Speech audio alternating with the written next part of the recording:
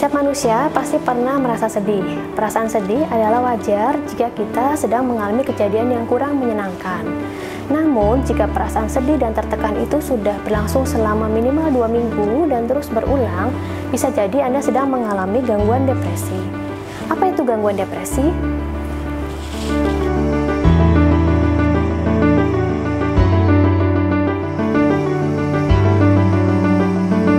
Depresi merupakan gangguan kesehatan mental yang ditandai dengan suasana hati yang terus-menerus merasa sedih dan tertekan atau kehilangan minat dalam beraktivitas sehingga menurunkan kualitas hidup.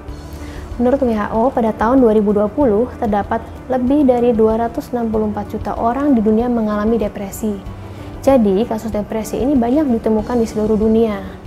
Kasus depresi dapat ditemukan pada pria maupun wanita, namun lebih sering pada wanita. Apa penyebab depresi? Depresi disebabkan oleh beberapa faktor, yaitu yang pertama, faktor biologis, yaitu kurangnya zat kimia tertentu di otak yang kita sebut dengan neurotransmitter, yaitu neurotransmitter serotonin, norepinefrin, dan dopamin yang mengatur mood.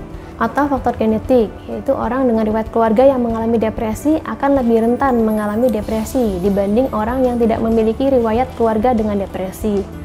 Yang kedua adalah faktor psikologis, seperti bagaimana pola asuh orang tuanya, bagaimana tipe kepribadian, dan bagaimana kemampuan seseorang dalam mengatasi masalah. Yang ketiga adalah faktor sosial atau lingkungan, seperti adanya stresor atau kejadian yang membuat stres dalam kehidupan sehari-hari. Pandemi juga bisa menjadi salah satu penyebab seseorang terkena stres hingga menyebabkan depresi. Apa saja gejala depresi? Jadi ada 3 gejala utama depresi, yaitu merasa sedih, tidak memiliki minat atau motivasi, dan merasa kelelahan dan kurang berenergi. Selain itu, depresi juga dapat diikuti oleh beberapa gejala tambahan, yaitu orang dengan depresi seringnya memiliki persepsi yang negatif terhadap diri sendiri dan dunia. Perasaannya dipenuhi dengan rasa bersalah, putus asa, pesimis, rendah diri, dan merasa tidak berharga. Orang dengan depresi juga sering merasa cemas. Juga terdapat gejala penurunan kognitif seperti sulit konsentrasi, mudah lupa, lambat dalam berpikir, sulit atau ragu-ragu dalam membuat keputusan. Juga seringnya ada gangguan tidur dan perubahan nafsu makan atau berat badan. Bahkan bisa menimbulkan ide untuk melakukan bunuh diri. Nah, gejala-gejala tersebut dikatakan sebagai gejala depresi jika sudah berlangsung selama minimal 2 minggu. Apakah depresi itu berbahaya? Tanpa pengobatan yang tepat dan rutin, depresi dapat menyebabkan beberapa hal, seperti penurunan performa dalam bekerja dan belajar, sehingga menghambat karir dan menurunkan prestasi. Lalu juga mengganggu hobi, jadi aktivitas yang tadinya senang dilakukan, kini tidak lagi minat untuk dilakukan. Lalu depresi juga mengganggu hubungan atau relasi dengan orang di sekitar. Nah, orang dengan depresi juga beresiko terkena penyakit kronis seperti hipertensi dan penyakit jantung. Yang paling berbahaya adalah bisa menyebabkan seseorang melakukan tindakan untuk mengakhiri hidup. Apa yang harus dilakukan jika kita mengalami depresi?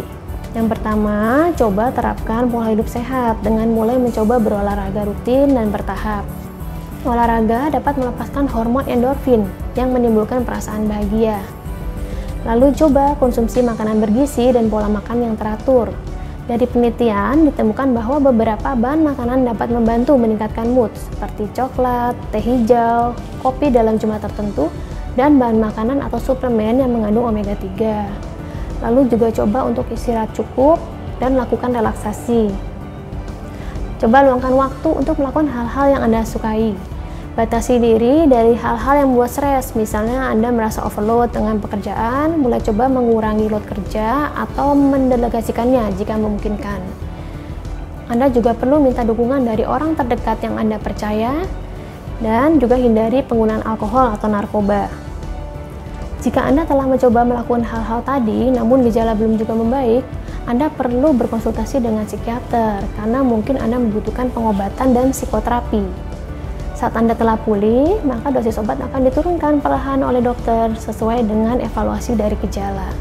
Jika Anda atau orang yang Anda kenal mengalami gejala depresi yang tadi, segeralah mencari pertolongan atau mencari terapi. Jangan ragu untuk datang ke fasilitas kesehatan, karena fasilitas kesehatan akan berusaha menerapkan protokol kesehatan yang baik. Perlu menjadi perhatian bahwa kondisi Gejala depresi ini sering berulang jika tidak ditangani dengan optimal. Dengan kerjasama yang baik antara pasien dengan dokter, maka gangguan depresi ini dapat ditangani dan dapat pulih kembali seperti semula.